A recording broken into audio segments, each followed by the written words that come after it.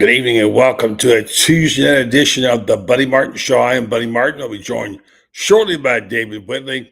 Tonight's program will focus on a couple of topics, not the least of which, how disrespected is Billy Napier? Well, we'll talk about that. He was ranked by one USA Today writer. Not very good. Tell you about that. Also, what's up with the Ben Sass story? I know David Whitley has been kind of following it there in Gainesville.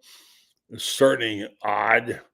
You don't know what quite to believe and what to think, but we know that Sass, how now apparently has got, I don't know if he's been caught or not, but it looks like there's some difficulties, how we say, with the way he spent his money on Republican consultants, according to numerous sources. Not a political statement, just okay. And then how about the scrimmage? A lot of good talk coming out of there, some injuries, and in general, just a good night to talk about sports. A little more relaxed. David will be here in a moment. We'll be with you here with the next hour on Buddy Martin Show. Join us, make your comments. We'd love to hear your thoughts. We'll put them up if they're good, and we'll talk about them. All right? Deal? Deal. Let's do this thing. Call it Buddy Martin Show. Buddy Martin, call him up and tell him what you're thinking, but be kind because he's doing the best he can. Better, stronger, faster. Mama says that alligators are ornery because they got all them teeth but no toothbrush. Hey, what if the voice calls while you're gone? Take a message. Bye. Ready, champ? I'm ready for this my whole life. I'm incapable of small talk. But that's why you love me, right?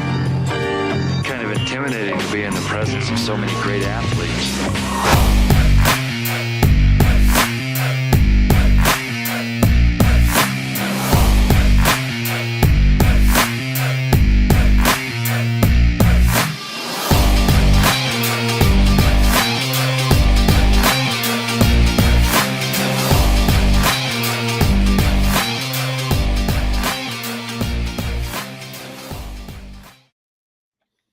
Hello, Buddy Martin here. Glad you can join us tonight. We're going to have talk some ball here in a moment. And always glad to be with you. We're here Tuesday through Thursday nights and maybe more later in the year.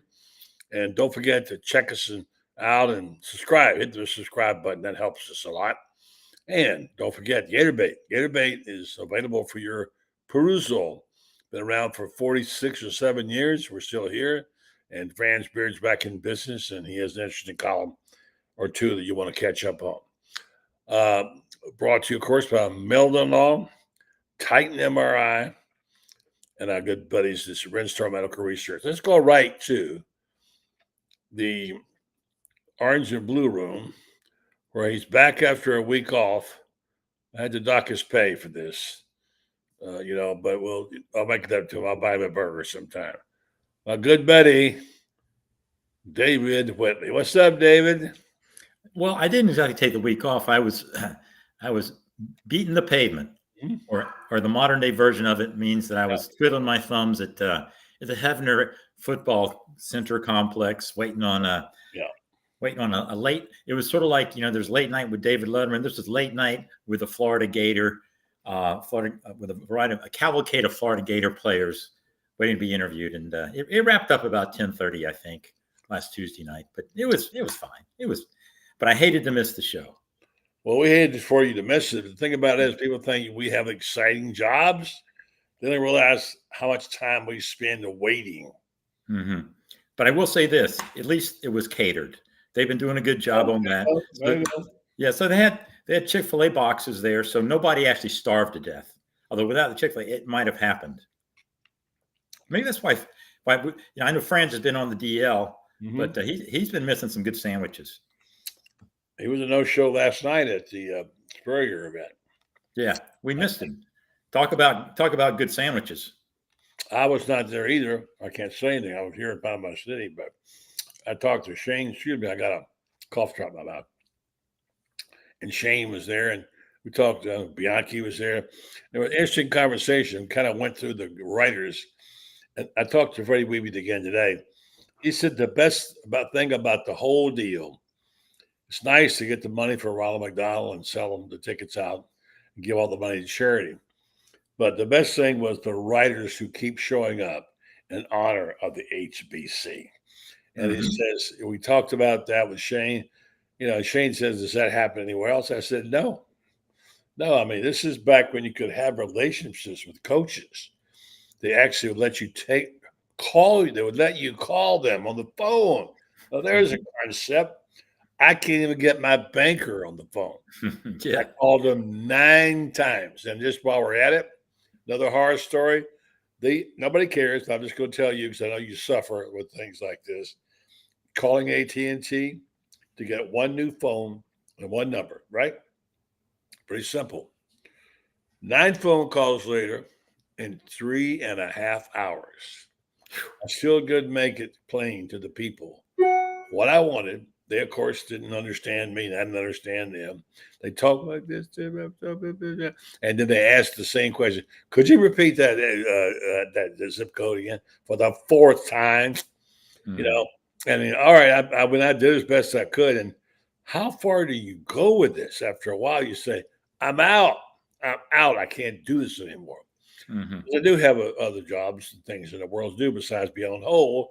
And with another person, you better put you on hold again. Yeah, mind. Don't put me on hold, or please. Well, it's like you're way ahead of the game in one aspect that you're actually talking to a human as opposed to a robot. That is true. That is true. Yes, I should be grateful. You're right about the HBC. Not only could you call him, but he would call you. Yeah. And not only return calls, but he would call unprovoked if. And he never did this to me because I wasn't really covering him regularly. But many a beat writer or had gotten a call early on the side saying, "What do you mean about this?" Got his ears boxed, as they say. Yeah. But Andrew is probably oh yeah more times than anybody. Yeah. But it was all professional, all good, and that's why everybody keeps showing up. Everybody's when all was said and done, you still had a good relationship with Spurrier, and you could see he pops in and he's back slapping and we're slapping his back. It's everybody gets along with him because if nothing else, you look back on those days with him and you realize and I was covering both Florida State, everything. And the 90s were truly Camelot for sports writing. Yeah. I mean, Spurrier and Bowden, it'll never get better for 2 guys who are just great with the media. Well, I mean, look, Spurrier makes it worthwhile, but let me just say this about these guys. These guys that were there last night. They were not your good old boy journalists. They're honest. These guys were honest, hardworking, straightforward, and would put it in. They would put in what they thought was the truth, and that meant when Spurrier didn't like it, and it wasn't like he just catered. He was catered to. He wasn't catered to. So, and I respect it more now because here he is with a great relationship with those very people. So. Yeah, well, as I said, he wasn't above calling people when he was upset, and people wrote things that upset him, and things happen that should upset him. That you got to write them anyway, and you got to be honest, and be an honest broker about the whole thing. But it never became personal, with 99% of the people. That's why when everybody went back and you get together now, there's a lot of mutual respect in the room. I want to say as a quick shout out. These are the things that give me the greatest pleasure. Today, I finally got the piece of furniture I've been waiting on for a long time. And we saved our pennies up over the years. We had a beautiful reclining love seat right in front of the window in the water. And I was so happy to finally get it. And 2 people came in. I live in a condo. It's not easy to get here. And we have a difficult system where if you got to push the button to get it and get buzzed in. So we finally got the call from 2 guys with an accent. I thought, uh-oh, here I go. Let me tell you how to get here. I sent my helper downstairs to make sure they got in. Up the stairs they came with this beautiful, beautiful white leather Left seat. I'm thrilled with it. And they're just saying they're doing. I'm watching them work. They are pros. I mean, they take it out of the box, they put it right together, boom, boom, boom, boom, everything's perfect, and in 20 minutes it's there. Here's what I'm saying is, as I'm talking to them, and they're Jamaican, one of them asked me what I did. I said, well, I write and I do some broadcasting. You have a show? I said, yes, I do. I do. And he said, what is it about? I knew they didn't understand. I mean, I said, it's football, but not your kind of football. Mm-hmm. American football, you know? So I struck up a conversation with these two guys, one named Shane, the other name, I think is Dylan. And so Shane wanted to see what my show was about. So I said, here it is right here. He took it out. He went to YouTube, bookmarked it, said, I will check it out tonight. Okay, good. Well, give me a shout out. And here it is. Keaton Soccer Talk. Good night, Sir Martin. It's Shane from Rooms to Go. All right, Shane, way to go, baby. I'm going to put that one up. That gives me that makes my heart sing. And one of the biggest thrills I've had since I've been here, the biggest thrill, is when I called the Wow TV company about getting my Wi-Fi upgraded. And I don't know anybody here. They don't know me. And who am I anyway? Nobody. So this young man comes to the door and he walks in and my wife says, you come on back. And he hears my voice. I'm talking. He says, is that Buddy Martin? He said, yeah. How do you know Buddy Martin? I started watching his show. The guy walks in randomly.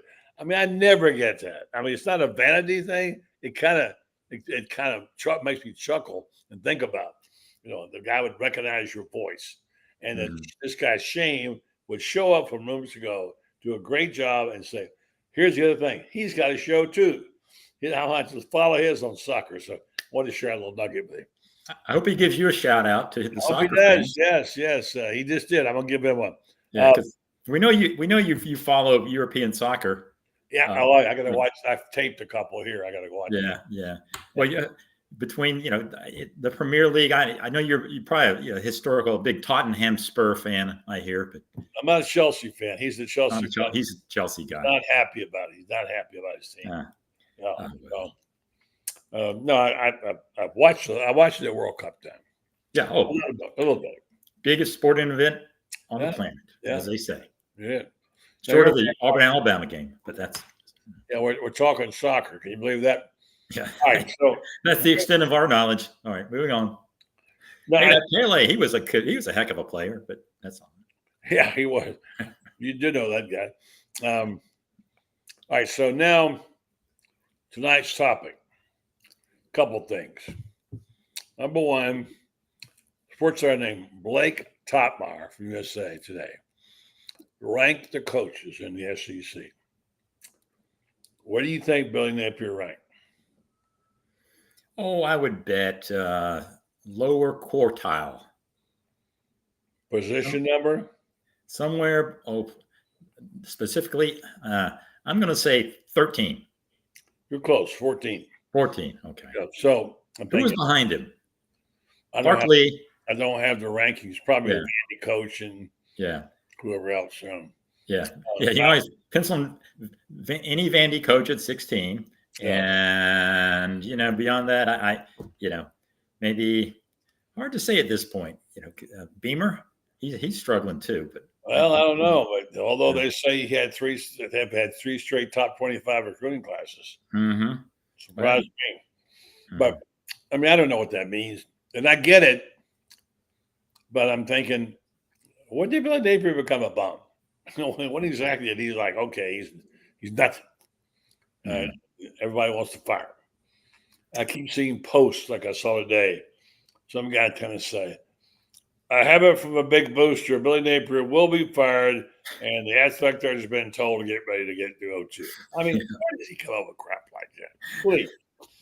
What does he think we are? Anyway, I mean, look, I don't pretend to know. I wouldn't post that crap. But anyway, so two things on the table. Where does Billy deserve to be? I think I tried out my system on you last week about putting them ranking them in quads of four quads and where you would put the teams becomes easier when you can do that. And I put Florida, and not the last, but the one before. Mm-hmm. And then Billy is going to rank. Having said that, what if? What if? And Spurrier makes me believe in this stuff because he's done it.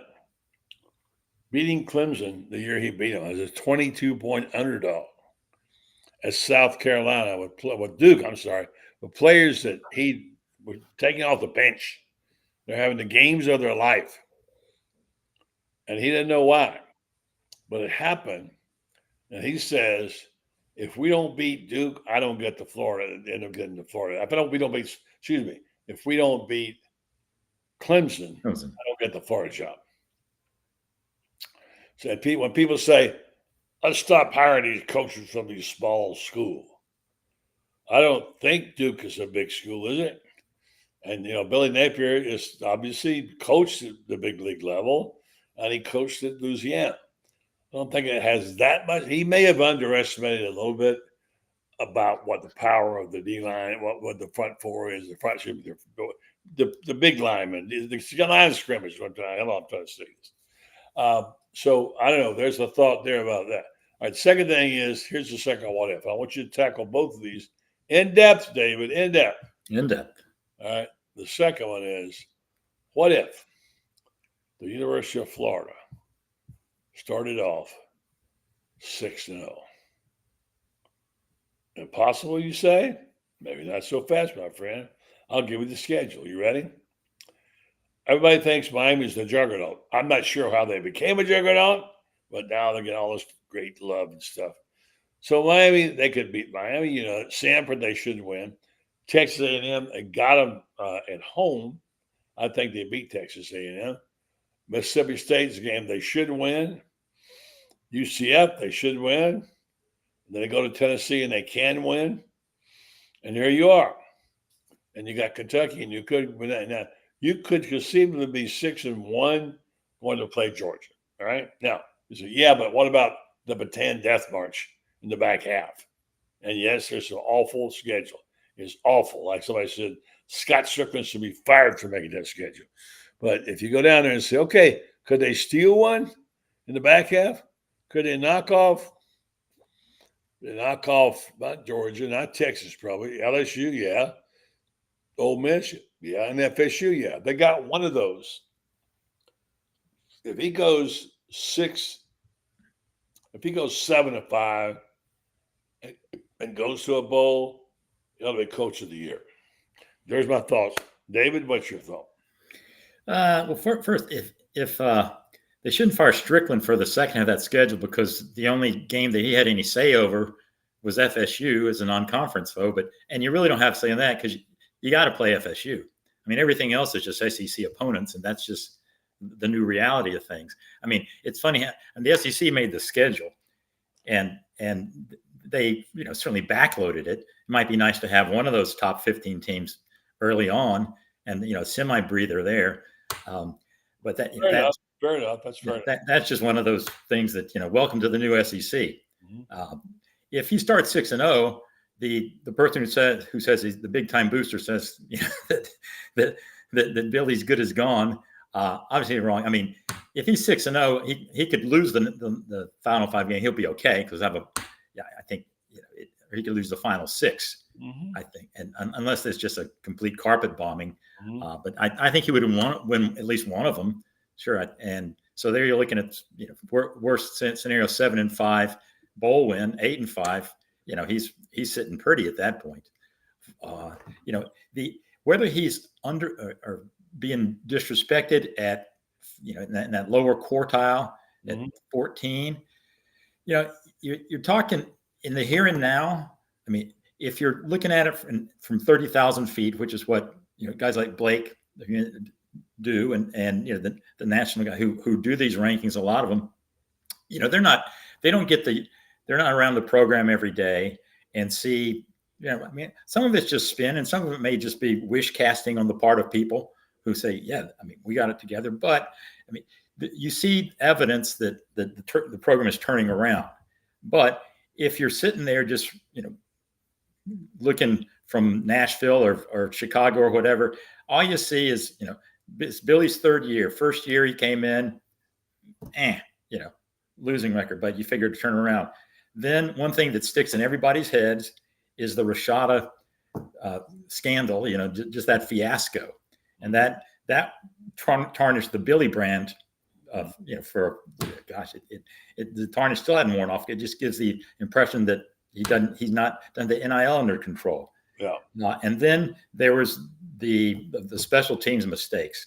Now those, I think they were true and they were inexcusable, but they also they're a bit overblown. And I've done my fair of overblowing them here because, if you looked at just the stats on punt averages, punt coverages, kickoffs and all that, they, on special teams, they were okay. They were mediocre. They weren't the complete Keystone Cops, but those glaring errors they made that cost them the game at Arkansas, and having too many men on the field, too few many people on the field, two guys with the same numbers, that also has an outsized impact on people's impressions of the program.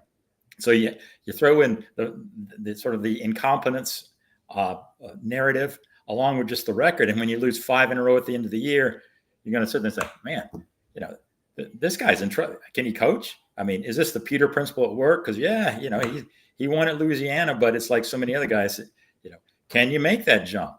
Or is this the Peter principle just come to life again?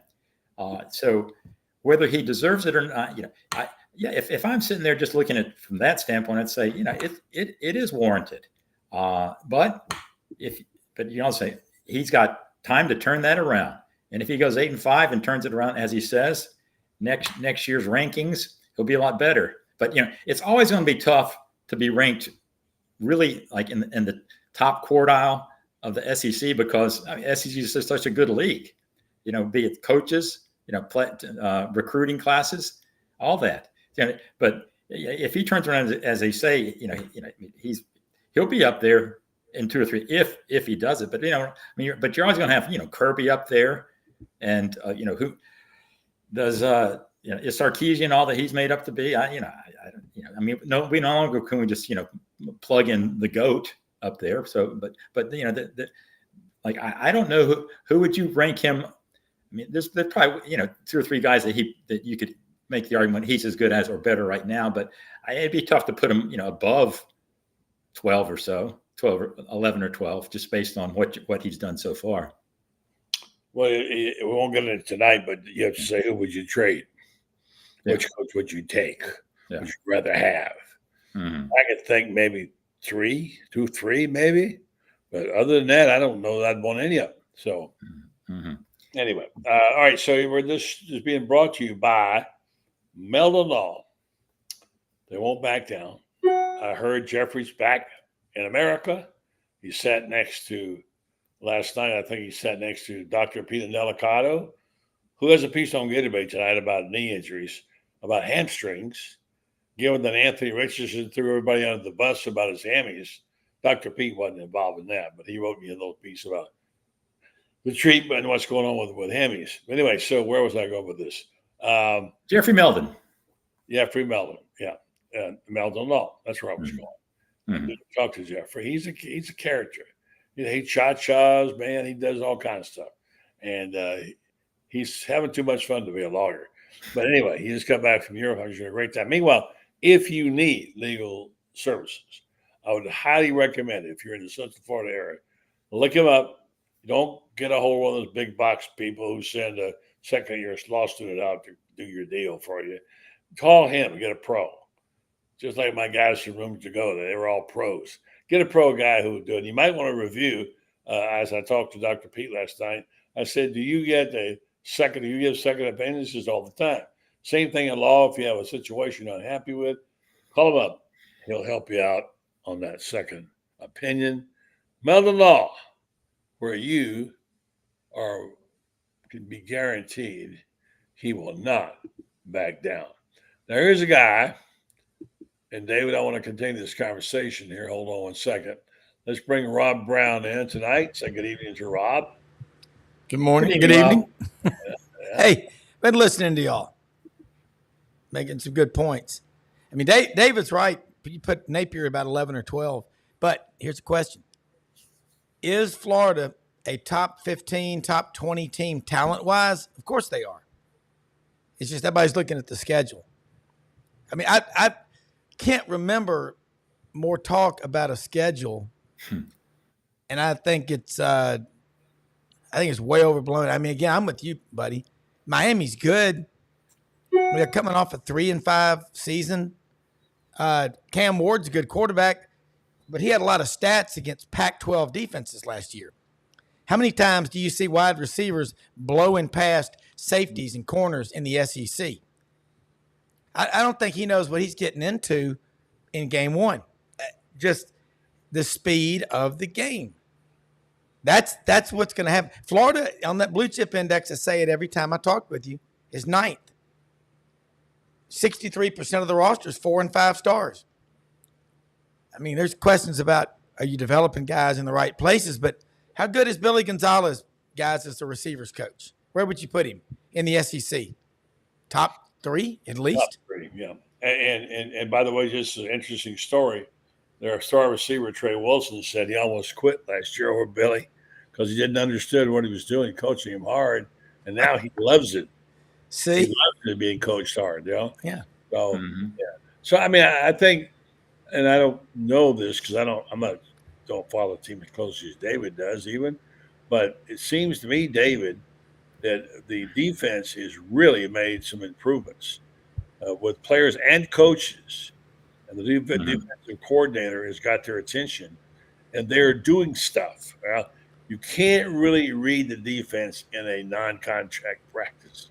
You can't unless you scrimmage. And even in the scrimmage, the defenses always have the offense. But it sounds like from talking to the players, what you're hearing and seeing, if they don't get banged up and they lost the defensive lineman last week, they got a chance to be. Think about how much better they could be because they were so bad, David. Yeah. Rob, you asked how often do you see receivers running past cornerbacks and safeties much? Well, yeah, we saw it too much last year with Florida.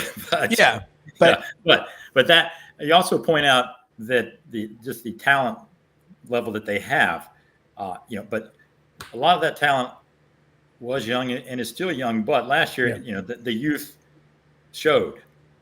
With a guy like Jordan Castile is playing high school ball in fall of 2022. He's playing SEC start for the Gators in 2023. Very talented guy. But, were he playing at Alabama or Georgia, he wouldn't be starting. But he was forced in, and they were growing pains. I mean, they had, played 6 freshmen a lot on defense last year.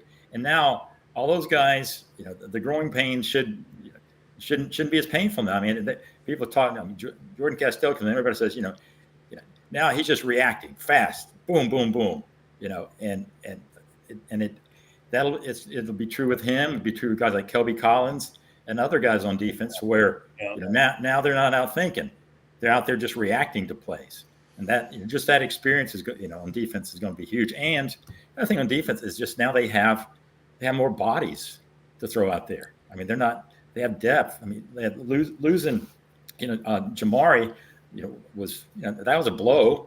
But, he said, all right, well, we've got other guys that we can plug in. I mean, you're not going to, he was valuable, but there's, I'm trying to think of who they couldn't afford to lose. I mean, you're really hurt if like a Shamar James goes down again, something like that. But, but you don't go from an SEC caliber guy to a Sunbelt caliber guy. No offense to Sunbelt. There, but you go to another guy with the talent, the body, and the potential at least to be an SEC caliber guy who will grow into it. And so they can throw bodies at you now. Where the first 2 years certainly it got thin pretty fast. Yeah, I mean, really the line of scrimmage. I mean, Miami's pretty damn good there. That's where this game's going to be won or lost. And I mean, Miami. This is everybody just they love Mario Cristobal. Yeah, just want to make him out, and he's a career maybe 500 coach. Maybe so. Yeah, I'm just waiting for somebody to say he's the Kamala Harris of college football. Everybody loves him. But then you see, is there a there? I mean, he did well at Oregon, no doubt. Yeah, and he has a reputation, of being a great recruiter. Yeah, and that inflates a guy's worth, I think, more than it should. Correct. But developer wise and game coach wise, there's questions. And if he was being ranked in the SEC, he'd be down there with Billy at this point with everybody else. He'd be like down there with Hugh Freeze. I mean, 9th, 8th, 9th. I don't know. Hugh Freeze is the darling of the people that talk about a great team you can have. I don't think so. I'm hearing people. I heard 4 or 5 people say, "My upset team is Auburn," and you know them because that's your team. You follow. Yeah, there's a lot of talk about Auburn. A lot of talk. Yeah. They got a lot to prove, man. After the last Auburn's in the midst, like Florida. I mean, look, there are teams Florida cannot ever lose to, and that one team is Kentucky. That's the canary in the coal mine. Something's wrong with your program. Auburn cannot lose to South Carolina. They lost to them in 2020 and 2021. Those are barometers. And if Florida jumps out and beats Miami in game 1, look, anything's on the table because it's going to change the mindset in the locker room. And there's this, so many people want to say Miami's back. It's like the Texas media. Every time Texas has a good game, we hear they're back. Texas in the last 14 years has had 2 double-digit win seasons. Texas A&M in this century has had 1 double-digit win season. Combined, they have $63 billion of endowment money. Auburn and Alabama, how many double-digit win seasons have they had in this century? I mean, Alabama, the majority of them, but it's what? Golly, 30? Mm-hmm. Come on. If money can solve it, it's not a problem. That's where Texas, just like Texas A&M, is going to find out how tough this league is. Boy, that is going to be such an interesting, great angle this year. They walk it because nobody will.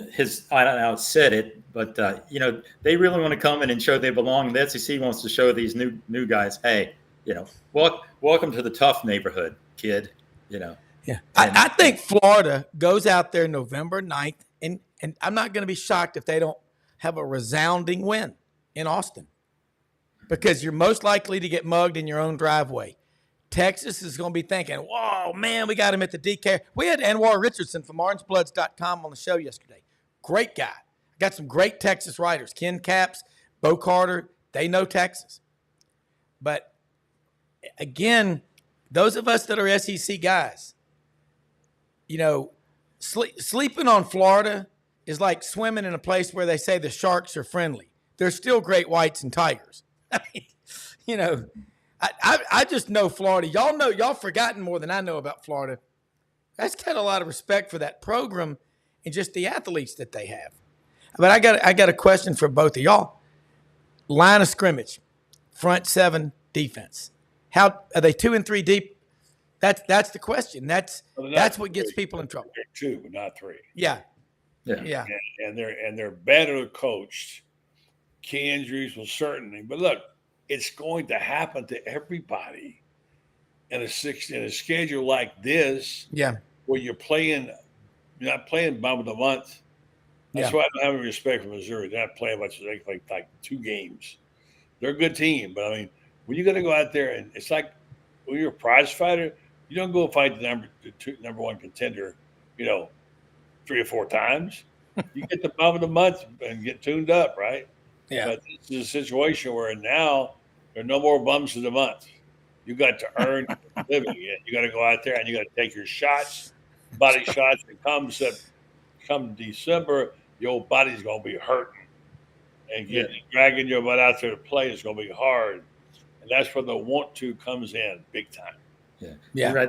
The old divisions, being in the East, it was tough playing Georgia here, but you always knew you had Vandy and South Carolina. Not that those are automatic wins, but you knew that you weren't traipsing over to Alabama, to play then. But that's gone now. No Vandy or South Carolina on there.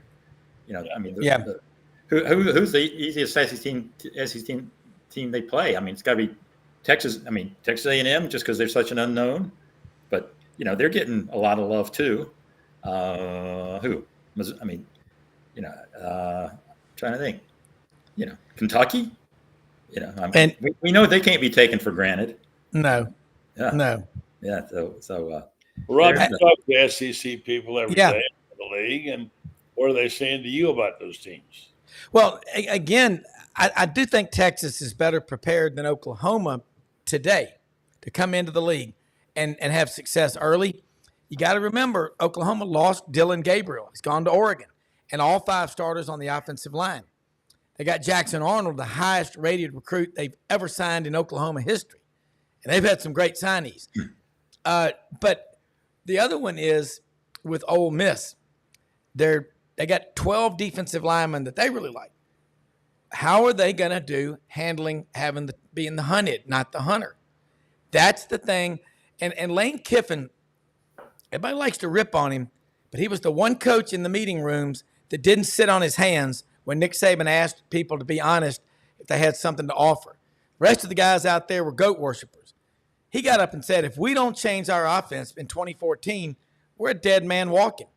And they reeled off 3 consecutive SEC championships with 3 different coordinators. The other team is Missouri. I know their schedule's not that strong, but I still think they're a double-digit win team this year. And then on the flip side, look at Mississippi State. Not one starter on offense this year, 11.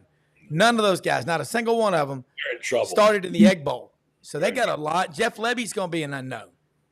There's a lot of storylines. Yeah, for sure. All right, guys, we're going to take a break here, but I want to pause for 1 second and think, where were you 20 years ago today? You probably don't even know, The reason I brought it up was a friend texted me. I was right in the middle of Charley. And I know it wasn't a famous storm in terms of it tore up a lot of Charlotte County in South Florida. It wasn't the mega storm. You talk about a weird day. I won't go into the whole thing. Went home to lunch, figured the hurricane was just skirt passes. And I got in front of the TV and they said, oops, it's taking a right turn. It's coming right up Charlotte Harbor where I live, right there. And man, I'm telling you, we got in that place and it had cyclones in it. Now, it was a Cat 4, but it was a Cat 5 force. They came ripping through that town. I mean, it destroyed everything around it. And I remember getting in my car and trying to get to the office. And I couldn't get to my office because, number one, there were trees down everywhere. But secondly, they all left the office. And we had no phones. I didn't know. I was the managing editor. I couldn't find my newspaper. And the odd thing about it is that when I told my daughter I was coming to move to Charlotte County, she said, go down there and win a Pulitzer Prize. I said, there's not much to do this. She said, well, do like Dan Rather did when he got hit by a hurricane. Well, here I was. All right, here I was. And I will go into the whole story. It was one of the great, most difficult weeks, but a great week. We served those people in a way. We delivered the paper under the worst conditions. We handed the paper out free, and people were crying to get the paper because they had no information. And we did this, and then when it was all said and done, we entered the Pulitzer contest, and we got into the final 3. And I got a call from the Pulitzer judge. David, remember this? Hey, the Pulitzer committee called. They want to know if you got your story in, right? Well, they actually called. Mm-hmm. And this woman asked me, can I ask you about your paper that day? I said, sure. The kind of conditions you worked in? I said, well, basically we had about a third of our staff. No proofreaders, no editors, no anybody. It was like if you're coming into the building, which we moved after the storm, be sure and pick up a picture or a story, do something, and throw it together. And we had to put it on a disc, and then somebody had to slap it together in some kind of format and get it together over and send it to a Sarasota office to print. We couldn't. Mm-hmm. The fact that we got the paper out was a miracle. And we had 17, 18 stories and pictures and whatever. A lot of typos in it. Well, that's what you get. So I get this call from this woman, and she said, can I ask you about the conditions? Sure. She said, how come there's so many mistakes in there?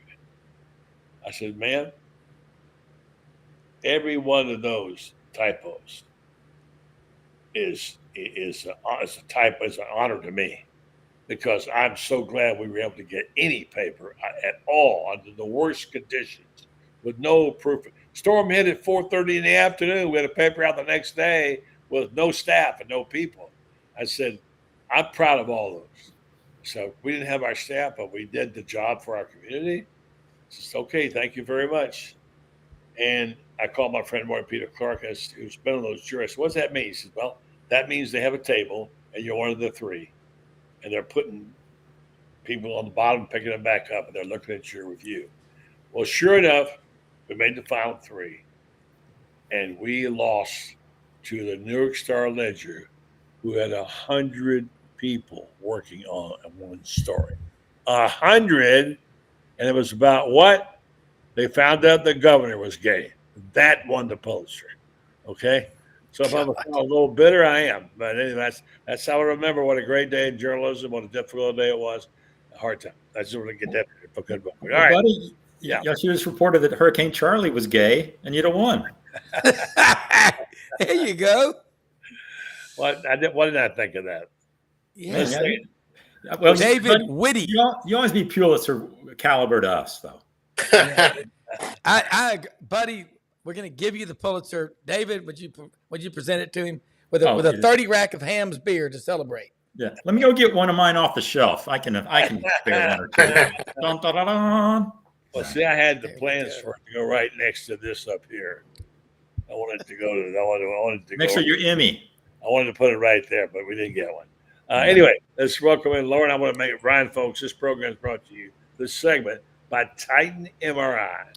It's a place you should know about if you need a really good deal on an MRI, someone making it convenient for you, someone who can give you an appointment at night, the weekends to customize it if you can't get away, someone who will say to you, if you don't have insurance, cash your card. By the way, it's much cheaper than a normal MRI, and they are customized the experience. Nobody likes to go have an MRI and crawl up in there. They're also working on that to make so you don't get claustrophobia. The good people at Titan MRI, check them out. TitanMRI.com. And good evening, Coach Loren Meadows. How you guys doing? Good. Happy Tuesday. Number one coach in our rankings. Well, you know. Freddie Beebe said you were remiss, man. I was in Ohio. I got to reach out to Freddie. It's kind of nice. You get to see your young men grow up. So I had a young man who ended up having a pretty decent track career at Ohio State and got married. And I figure if 15 years later they still think enough of you to invite you to the wedding that you ought to make the effort to go. And it happened to be in the same city that my youngest brother lives in, so we got to hang out with the family. Got to head to Dayton for a day, see some people. So it was a good weekend. Far be it for me to criticize Loren Meadows, who broke his neck, he and his lovely bride, to come to my wedding. And give a great toast. Yes, sir. It was a great evening. It was even better the next day when you and Marcia got me breakfast. That's true. We did. Well, guys, we have two things we're talking about here. More than two. One is that Billy Napier was ranked by USA Today in terms of the top 16 coaches. Well, the 16 coaches, number 14. I get it. I know why. I don't think any of us think he's the 14th coach in the league, but given the hand he has dealt with, probably understand why. But number two, David Whitley and I were playing What If. Went over the schedule and said, what if somehow, and it's not impossible, somehow Florida won their first 6 games. Then you just if they win the first 6, I mean that'd be a nice way to start the season, and I mean, it would definitely mean that I think Florida is an improved football team because, I mean, you're going to have some hiccups and some different things that don't go your way. And I mean, there's not a ton of gimmies. I mean, so, they'd be on their way. I mean, and then I think, you can start talking that 8-9 wins may be reachable because as much as people talk about the schedule, I think they're going to get at least 2 or 3 on the back end of that, maybe 2. And I think be competitive in most of them. So, they would be in good shape. And like I said before, I think if they go 9-3 with that schedule, I think they'll get, and it's the right 9, I think they'll get serious consideration to be in that top 12. That's the number 14 coach in America will be coach of the year. Let's play this game right now. Who's got a pencil? Somebody keep track. Got it. We're doing them way too early. Pick them. Just say win, loss, or whatever. Miami, Florida, or Miami? We'll go Florida. Or win. All right. I go win. I got to be the contrarian, just so it won't be unanimous. No, you don't. You don't have to be. But yeah, I feel I do. So, well, in that, no, I'll go L. All right. That ain't good. That ain't good. And I'll take Florida just because I think Cam Ward, first game outside of the Pac-12 on the road, I don't think he's going to beat Florida. All right. Let's go. Sanford, I think we'll all go W's there, right? Yeah. W. All right. I'm going to go Texas A&M at Florida. I'm picking Florida. I'll go Gators on that one, yeah. I mean, it'll be Elko's first SEC game, I believe. Right? And so, and in the swamp, I think that Florida can take that one. Rob? Oh, I'm going to take, in that game, I'll take Florida because Reuben Owens, their top running back for A&M, is out, and they're going to suffer from that. And also, I think A&M's they're 8-5 program. Not in Florida's not better than that, but I like them at home, and I just don't see A&M. No, I'll take Gators. You don't have to explain it. Mississippi State, I'm going W for Florida. Oh, me too. I'm going W. Even though Starkville has had it's been a house of horrors, of cowbell horrors once or twice. But yeah, I think that State's just in too much of a rebuilding mode right now. Yeah. I mean, yeah, complete. All new 11 new starters on offense. I don't like that going on the road. All right. I got UCF in Florida. I got to take the Gators here. A tough game, but Gators win this. In the swamp, yeah, I'd go Gators. W. Gus will be picking his nose nonstop. Gators win. All right, it's pretty easy so far, guys. The Gators are going to go sailing along here. Now we go to Knoxville. 3:30 game in Knoxville. Tennessee ranks top 15. I'm going Florida. I got to go Tennessee in Neyland. I always call it Nyland, but I know it's Bob Neyland. Wait, what? Didn't they get a sponsor now? Mr. Haslam and Pilot are That's going. right. It's going to be Neyland. They're paying money to preserve the Neyland name up there. It's good for them. That's a good way to do it. Mm-hmm. That is. I'm taking Tennessee in that one, not because it's in Knoxville. I just think Tennessee's a pretty good team, and it's going to be different. Tennessee's pretty good. I say Tennessee in a close one. All right, there you go. That's consensus Tennessee there. All right. No, you said Florida, right? Or you said Yeah, Tennessee? well, you guys, man. Yeah. Oh. All right, so Keep track now, you know. I know. And Kentucky, I'm going to go Florida here. Games in Florida. Not going to lose the homecoming game. Not going to lose that. Yeah, this would be loss number 3 in a row to Kentucky, and I that'll blow too many 4 in a row. Yeah. Mm-hmm. No. Too many old Gators would be doing 360s in the grades if you lose 4 in a row to Kentucky. I don't hope so. it can't happen. You got to go with the Gators on that one. You gotta pick Gators too, because my theory is the reason Florida's in a funk is because they're not allowed to lose to the Kentuckys of the world. So they have to. This is the biggest game on the schedule for Florida up to this point because it gets a monkey off their back. They can't lose. They cannot lose to Kentucky. Otherwise, then I think Billy Napier and that staff are haunted, like the Iowa offense. Rob, cannot lose to Miami, UCF, or Kentucky next year. So I'm going Gators. All right, I believe you, Rob. If you're keeping the score, Loren, that's consensus 5-1, right? Not consensus. David is at. No, I mean, but he's in the group of picks. The group, the most. Oh yeah, group of picks. Yes. Group picks. There's only one game we consensus to pick Florida to lose. Yes. So that's what 5-1. 5-1. So they're 5-1 going to Georgia. Now, what does it look like? I take Georgia in that one. Sorry, in that we're not going to games? pick Georgia right now. 7 games, that's 7. So it's first 7, 6-1. So it's 6-1 versus Georgia. You're ranked in the top 10, and here they go. Do you believe in magic? I do, but I don't believe that Florida will beat Georgia. Yeah, Herb Brooks don't coach football. I'm going Georgia. I'm not talking about Georgia. Yeah. I'm talking about how to steal one of those games in the end. Yeah. Oh, yeah. I think they steal too. And I don't think it's stealing.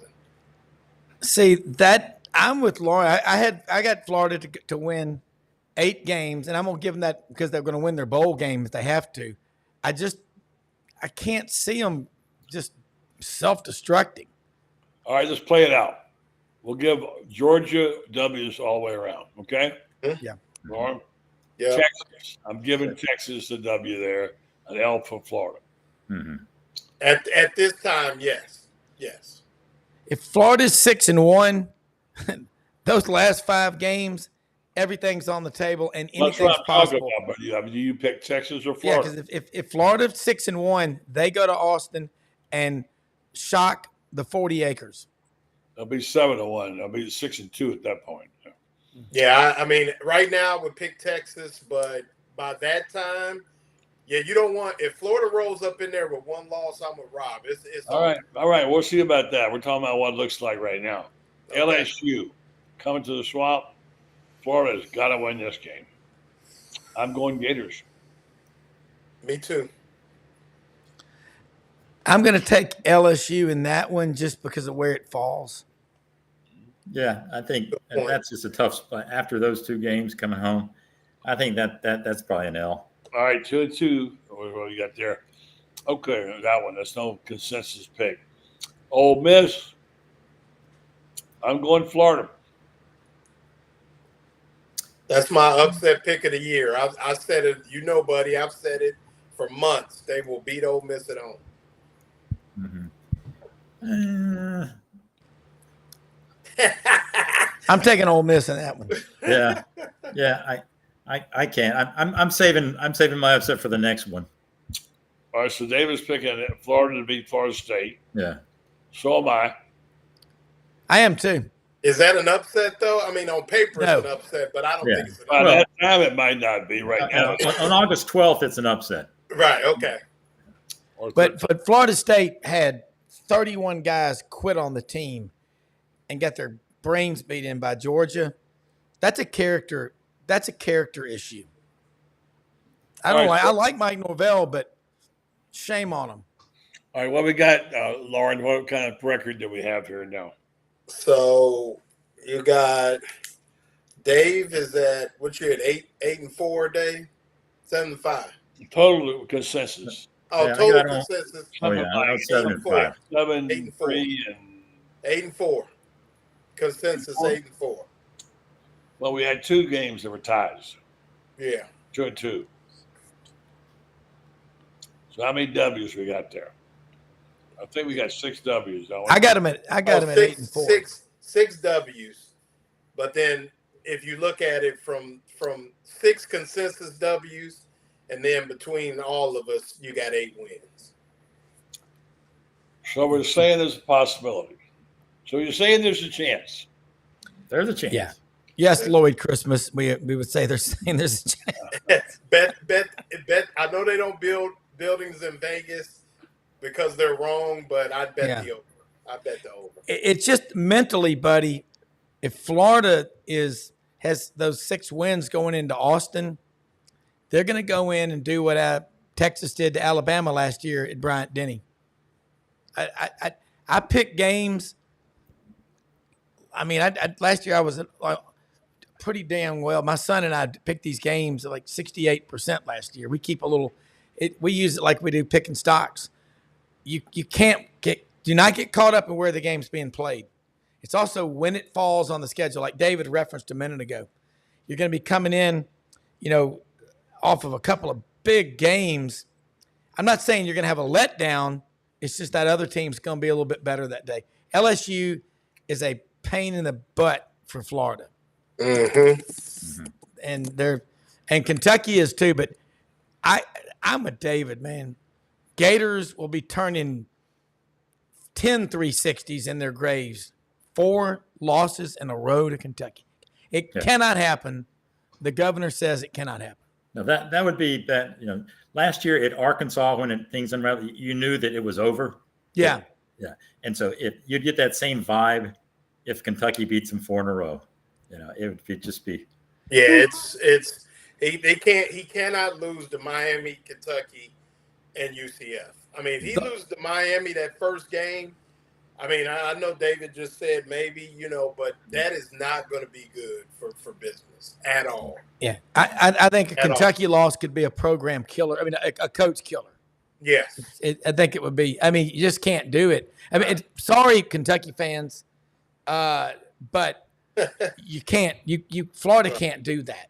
Well, the other thing, you can't lose. If he loses to UCF, it's over. Yeah. I mean, I know you said, Dave, I mean, you don't think they're going to be very good up front, Rob. But they lose to UCF, it is, I mean, I don't even know, David. I mean, you write more than I do, but I mean, figure that one out. Oh, I know that UCF fans would have eternal bragging rights because, Florida can point back to that Gasparilla Bowl when, Mullen had been fired and, the team was in total disarray. Okay. They lost, but man, there'll be no asterisk for this one. I mean, if UCF comes into the swamp and beats them in the regular season, oh man, it's, just all those billboards about the future of football is in Orlando. They'd be right. Not to just bite your tongue. I guess you're right. Yeah. Well, you don't want a guy like that down there in the Big 12, okay, in your backyard, be able to recruit against you, straight up. And that's what they're going to – I've been saying for years, be careful about UCF because that makes it difficult when a team gets good players. And start those 3 stars you think you got locked up, they're taking them all of a sudden. And that's dangerous. So – transfer destination, too. Yeah, that's true. Big transfer destination. Yeah, they got one of our guys down there already. Trent Whittemore. The Bounce House. Yeah. I wonder what the naming rights are on that. Yeah, I heard Bianchi today on Shane's show talking about it. Look, I mean, good for UCF. They made it competitive. And I remember when Florida State did this. Florida State couldn't get a game against the SEC. They wouldn't play them. And they just grew up right here before our eyes. They beat Florida, and things changed. And football is that way. It's evolutionary. Guys, great job tonight. Thank you, David, for hanging with me the whole hour. I don't know how you did it. Mm-hmm. I'm smelling salts, like Joey said. I like you putting us on the spot to pick those games, man. That was fun. Yeah. Damn. A nice sized audience Wilton, right now. That was good. I think we may have to say a few more minutes because we've got a big crowd tonight that wants a lot of information. So give us your best story of the day, Rob. What's been happening? What have you heard? What lines have you heard? I liked the line the writer from the Athletic had about Paris. There's nothing like Paris on a Saturday night especially when you have a gold chain around it with a gold medal. Yeah, I agree. Great line.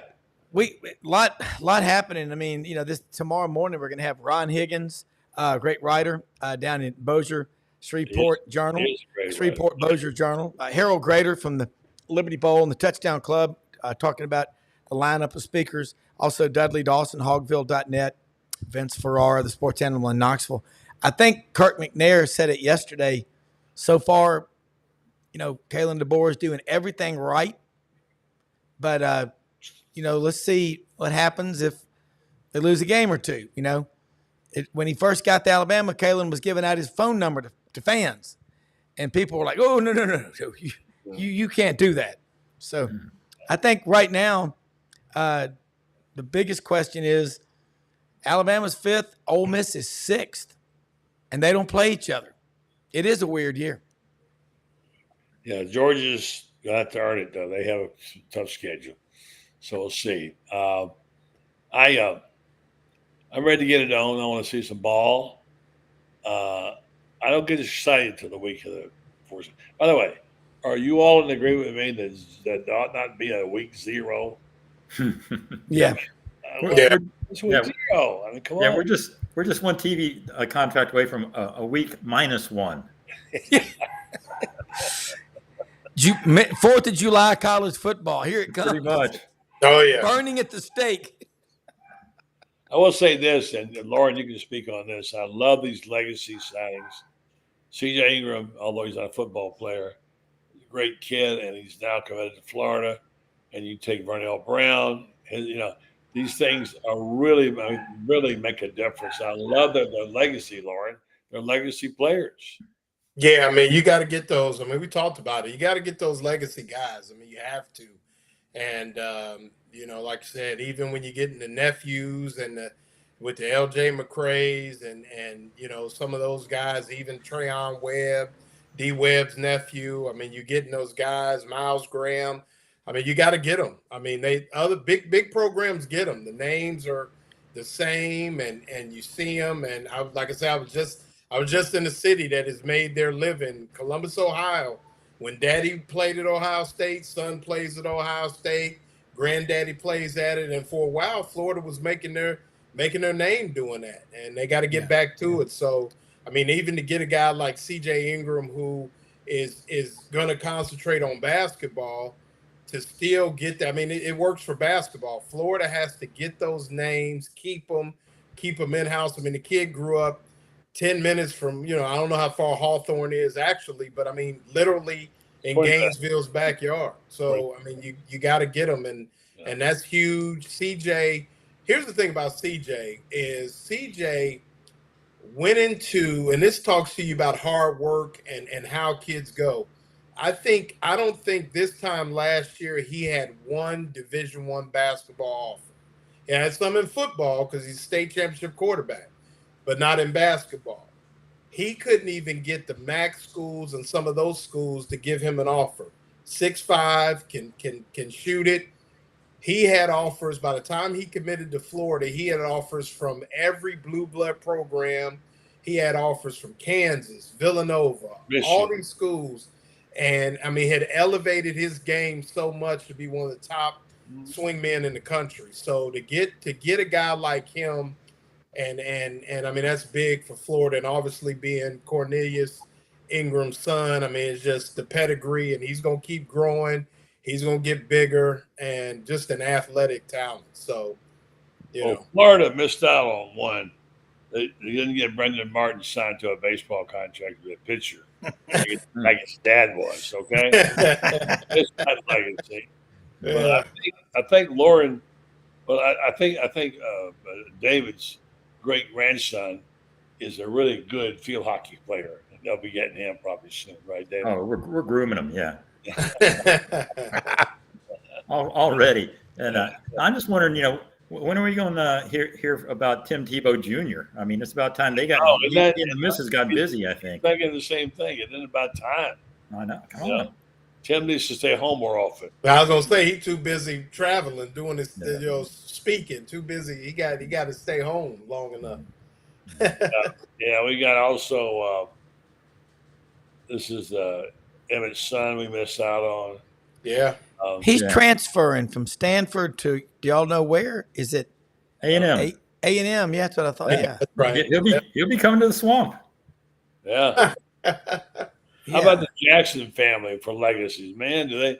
And Khalil's going to be a player. He's being overlooked as a wide receiver. He is a player, not over. He is a player. I mean, he's going to be a factor. I know he's a player. Yeah, he catches the ball. He goes after it. You get the ball near him, he will catch it. Yeah. You said Jackson. I'm sorry.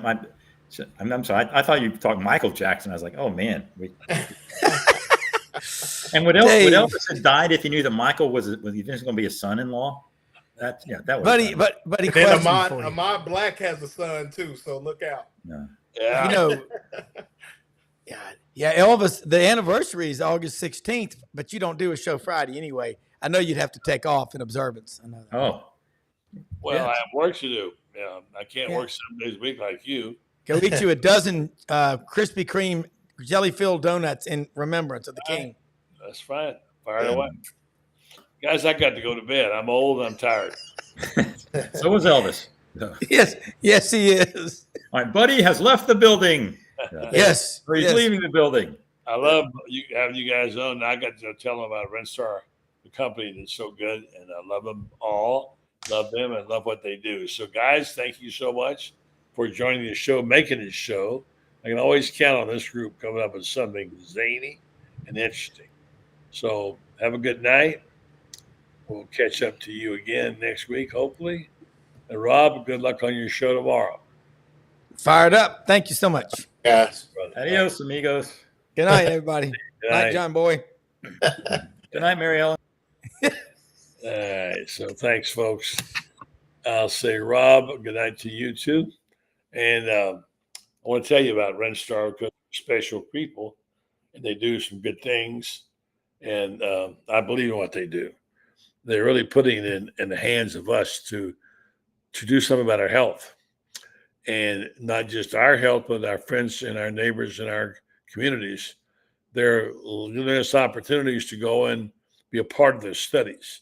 The clinical studies that they have are absolutely critical to the healthcare we get because all this data they put together, they send it off to these companies and they are able to examine what we need in our communities in terms of healthcare prescriptions, etc. They have the old placebo that some people get, and then the new medication, the other, and they get some kind of conclusive evidence as to how well it works and who it works on. I like that. Taylor making it for yourself. They, of course, been doing this a long time. They're a great stakeholder in downtown Ocala. Joe Sorrentino and Mary Brantley went to high school together and founded this company. And they do this all the time. They've done it a long time. I think there were over 800 now, these clinical trials. So if you want to help yourself and help out the community, go to renstar.net and see what they're offering. In some cases, in most cases, if you get picked, you can be compensated for your time and travel. So try it out. It's good for your health, good for us. Renstar Medical Research, seeking tomorrow's answers to the health questions of today. Thanks to Renstar, thanks to Melvin Law, thanks to Titan MRI, and thanks to our three guests tonight, David Whitley, Rob Brown, and Loren Meadows. Have a good night, folks. We're back at you tomorrow night with our sweet and sour group. That would be our friend David Moulton and, of course, Allie P. Wilbur. Have a good night.